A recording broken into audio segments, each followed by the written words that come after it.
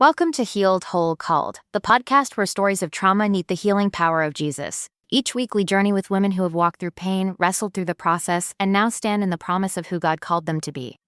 This is more than storytelling. This is sacred space, where honesty is welcome, healing is possible, and hope is alive. And now, here's your host, Wendy Melrose. Today, I'm honored to welcome Pamela Jean, a Jesus lover, TEDx speaker, entrepreneur, podcaster, business and high performance coach, wife, mother, and proud Grammy to 13 amazing children. Pamela's journey has been shaped through trials and triumphs. She wouldn't trade it for a moment. Because through the hard lessons, she's discovered the beauty of walking intentionally with the Lord every single day, and she lives to be a reflection of Jesus. And anyone who meets her can feel that radiant joy and grace. Pamela is passionate about helping others step into their purpose, live with boldness, and rise above what they tried to hold them back. Pamela, thank you for being here with us today. Your light is contagious, and we're so grateful to hear your heart. Thank you, Wendy. It's an honor to be here. I appreciate you having me on your podcast. You're so welcome. I know we were talking about a little bit of stuff before we started recording, but I want to start at the beginning. And what was the moment or season or hardship that the Lord walked you through?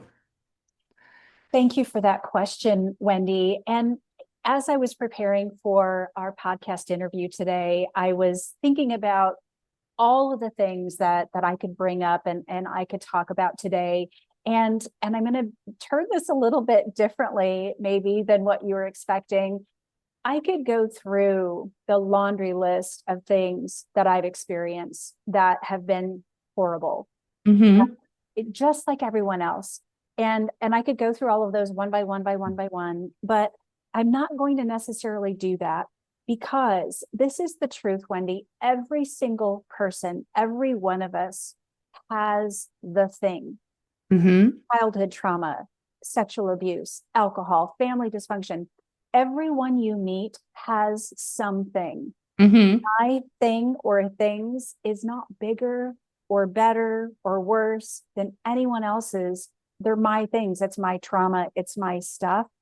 But I'm here to share with you today that if we ruminate too much in our stuff, we get stuck in it. Ooh, that's good. We don't allow ourselves to move past our stuff. I've flipped my stuff, my trauma, my things backwards, upside down, however you want to look at it, because I recognize that if I didn't have all of those things, I wouldn't be sitting here in front of you today, Wendy, and visiting with your podcast listeners about the resilience that God has given me through those trials. That is so good. I wouldn't be here truly if it wasn't for God. Now, I didn't grow up in the church. I chose church as a young adult. That's different than if you grew up, my parents made me go. I think that's a different perspective.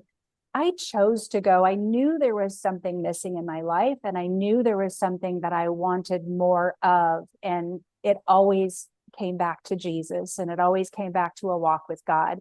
Now, trust me, I've tested it. Crazily, I tested whether or not, this God thing was real through life, where I was going to test and see if he was really who he said he was. Every single time he showed up, and he absolutely was. But what I want to emphasize today is I'm so grateful for all of those trials, for those really, really hard times, from being bullied in high school to family dysfunction to all fill in the blanks. Because if it weren't for those things, I wouldn't, number one, know my purpose, and I wouldn't be living out my purpose.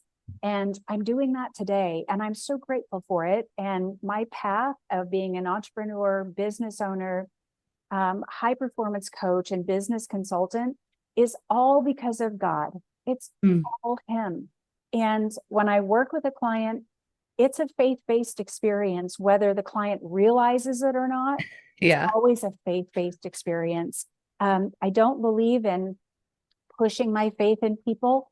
I believe in being my faith, living my faith every day, and shining that to the world. So people say, there's something different about you. There's just an energy that's different. What is it? then I get to say, oh, it's all Jesus. It's all God. Yeah, It's not me. It's totally. all him. So I get to witness in a way that I think is a little less in your face, if you will, and a Sure. little bit more under the radar, just a little bit. And it seems to be working. It's really effective. And it's a lot of fun when someone says, I want to know more. Can you Right. tell me more about that? It's so fun. That's amazing. Well, then I would love to dive a little bit into what you mentioned right before, because it aligns right exactly with what you're mentioning about how our children's purpose comes from their pain. So your purpose, my purpose comes from their pain. And I wanted to quickly give you context about how, yes, my purpose came from pain. So people are like, oh, have you always been a writer? Have you always helped people with books? No, this is a new thing in the last couple of years because back in 1997, used to love to write as a kid and a teen. And then I met this guy in 97 and I showed him my binder of all my work and I was so proud of it. And I showed it to him. He goes, I don't like that. So I literally took it to the dumpster at Southern Illinois University, Carbondale, and threw it away. And I never really wrote like that again. Like, not on purpose. I love to still write, but it was like I kind of threw the gift away. And I had a minister tell me as such in January of 23 when she said, never, I told her the story. She goes, never throw away a gift God gave you. So now here I am helping people write and just like blessing the world through what God has written in and through them to give him glory. And people are just like, people will say, oh, are you mad at him for that? I'm like, he didn't ask me to do that. But here's what's really cool. I forgot. And when the enemy tries to steal, kill, and destroy the gift God planted inside of us, God can redeem, restore for his glory. Absolutely. Absolutely. Well, we were visiting about some current events before you hit record. Right. And we were just talking about how our purpose has shown up through something painful that has happened to us. Mm-hmm. Oftentimes, those purposes come from when we are children. Mm-hmm. Points come when we're children. And here's what's so interesting about the pain you experience as a child. Your purpose comes from that pain, but you don't always know it until much later in life. Mm-hmm. Allow that painful experience to dictate and guide your decision making for most of your life. And then all of a sudden you're 40, 50, 60 years old and you're like, how am I letting an experience that happened when I was 8 years old dictate and impact my choices as a 50-year-old, a 60-year-old? Mm-hmm. It's insanity, right? And when you realize, and I think about this story you just shared with the person who didn't appreciate your writing and you closed the book and threw it away. Well, sometimes we make decisions out of our own insecurities. That's totally what I did. Yes, we're insecure about something that is silly. It's our own personal insecurity. And we allow an opinion, which an opinion is not fact. Opinions are like belly buttons. We all have one, right? We all have one, but it doesn't make your opinion doesn't make my opinion any less valuable. My opinion is mine. My opinion is derived from experiences through knowledge. Same with everyone else's experiences and knowledge, but it doesn't make it a fact. So when I hear people say, that's my truth, well, no, that's your opinion. Truth is a fact, which is 2 + 2 = 4 every day, all day. So truth is fact. Opinions are literally opinions, your thoughts and feelings into a verbalized thought. So I think about it a little bit differently. So if you're an adult right now and you're like, I'm struggling with finding my purpose, should I write the book? Should I open the business? Should I do something outside of what I'm currently doing?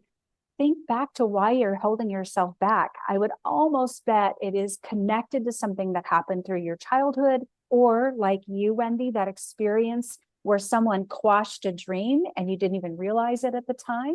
It all goes back to a painful place where our own personal insecurities are revealed. It's so true. But one of the things too, not but, blah, blah, blah. I don't know why I'm saying that so many times, is the, I know the energy is flowing with me. Oh my gosh, so good. Lance Wallnau talks about convergence Mm, and about how all of those experiences from infancy, even like everything God does, which is one of the reasons why I believe most of us really start to figure out, oh, wait a minute. I know what I'm created for. And we're much later in life than 20 years old when they tell us when we're supposed to know. mhm. It's I know. craziness. Well, people, oftentimes the clients I work with will say, "God, I wish I met you when I was 20." And I'm like, no, no, no. You wouldn't have been ready for me when you were 20. Right. You wouldn't have been ready for the information. You wouldn't have been ready to see what you're able to see. There is wisdom as gain some time in your life. There is wisdom that comes from that. But you wouldn't be able to see it. And we just don't have the emotional maturity sometimes to really lean in and say, yes, this is from God. So what I've been able to do after learning all of the things I just shared is to know that there's a guarantee in life. You will go through hard times. Hmm. 100% guarantee that will happen. But if you can look at those hard times with gratitude, thank you, God, for this trial. Thank you, God, for this hard time because, oh, I know you're working on me. You're growing me. You see something in me that I can't see for myself. So thank you for this time. I know you're going to be with me walking through this divorce, this addiction, this whatever it is, this business failure. I know you're walking me through. And on the other side of it, it's only going to be good and you will Mm. grow from it. And I believe that with everything in me. You've heard the saying, growing pains. This business has growing pains. My child has growing pains in their legs. Well, it's painful to grow. And we're not going to grow voluntarily because it's painful. It hurts. So you're not going to necessarily say, yes, please make it painful, God, because I want to grow.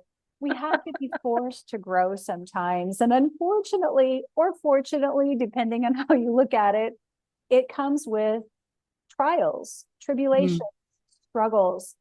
But the most things that you will ever learn in your life come through those hard times. So if you can flip in your mind of how you see those hard times and meet them head on with honesty, truth, and gratitude, that's where the biggest growth moments will come and the biggest trajectory of your life will happen. So let's focus on the gratitude piece. When someone's in the middle of trials, Mhm. sometimes the last thing they want to do is to work on gratitude. Right. Exactly. What tips or tricks do you have to help them just really be obedient because they need to do it? Yeah, well, absolutely. And Wendy, thank you for that, for circling back to that, because that's a really, really good point. How can you be grateful when you are experiencing one of the hardest times in your life? Hmm. And it's quite simple. It doesn't mean it's easy, but it is simple. The simple answer is you focus on something outside of you and you do not allow yourself to be a victim because of it. Thank you, God, for this trial. Thank you for the lesson that you're teaching me. Thank you for trusting me to grow and learn something new for all of those people in the world that I'm meant to impact. So your focus becomes on being gratitude to have the opportunity, grateful to have the opportunity to help all of the hundreds and hundreds of people you're meant to help and impact, or the 10 people or the one person. It doesn't matter how many people, but you are meant to impact outside of yourself and you focus on them. The focus is less on you and it's easier to be grateful for something that's outside of you. It kind of goes to the point where if you're going through a hard time, serve. Yes. It's like, whether it would be, to go work at a soup kitchen or go deliver water bottles to the homeless or, serve at church and be a greeter and say hello if you have the capacity to have a smile on your face. Nobody wants a grumpy man, saying hello. But I noticed that it's kind of like you're getting outside of yourself. Yes, it is. It's exactly what it is. And it goes back to that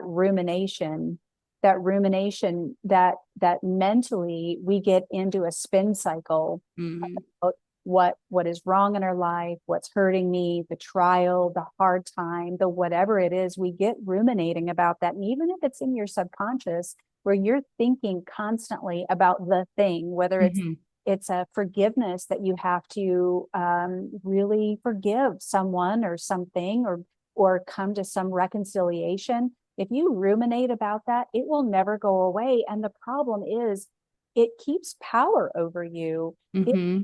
keeps you shackled to something that doesn't allow you to 100% purely live out your purpose. That's what God has for you, is a purpose.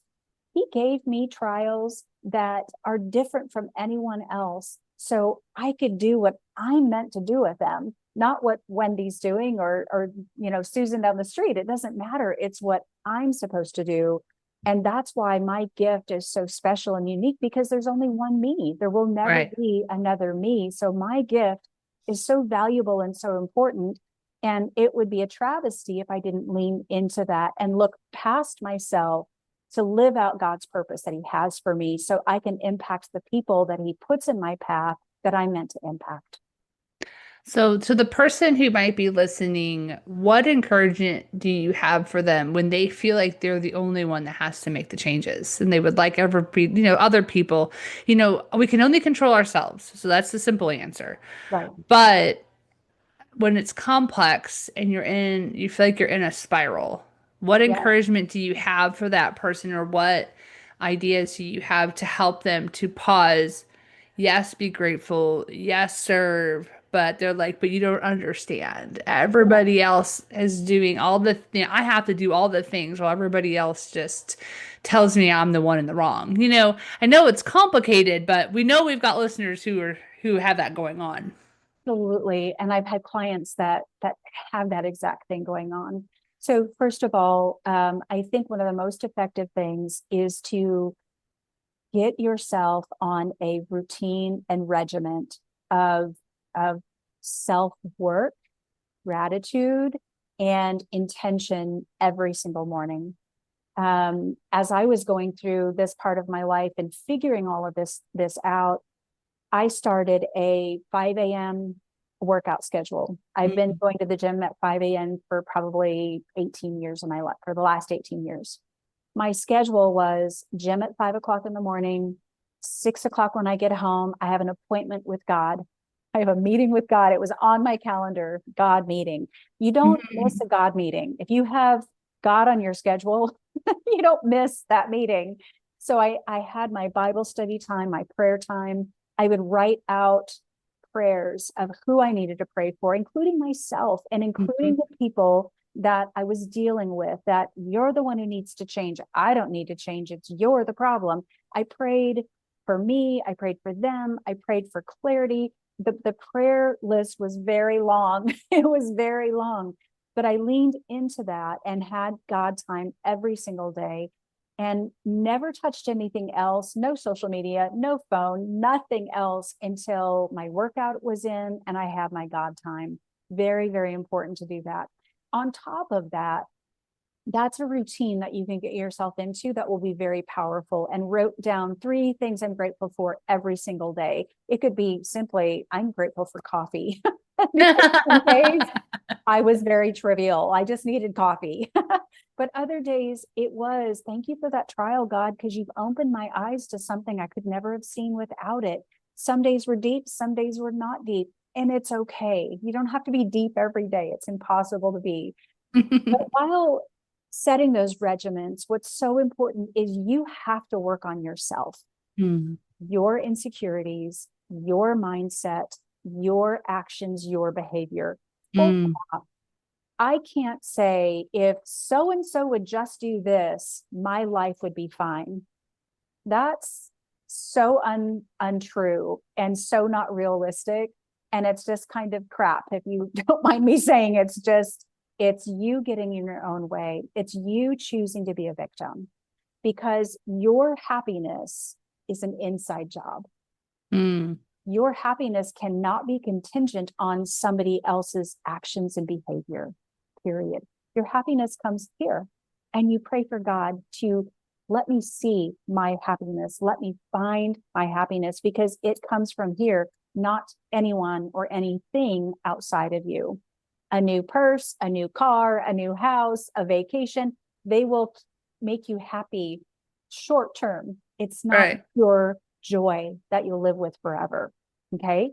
So if you're depending on other people for your happiness, start there. Start there. Your reaction is your responsibility.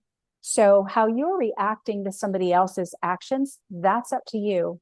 I mean, if you walked into the office today and your boss was grumpy and in a bad mood, your reaction to him is your decision.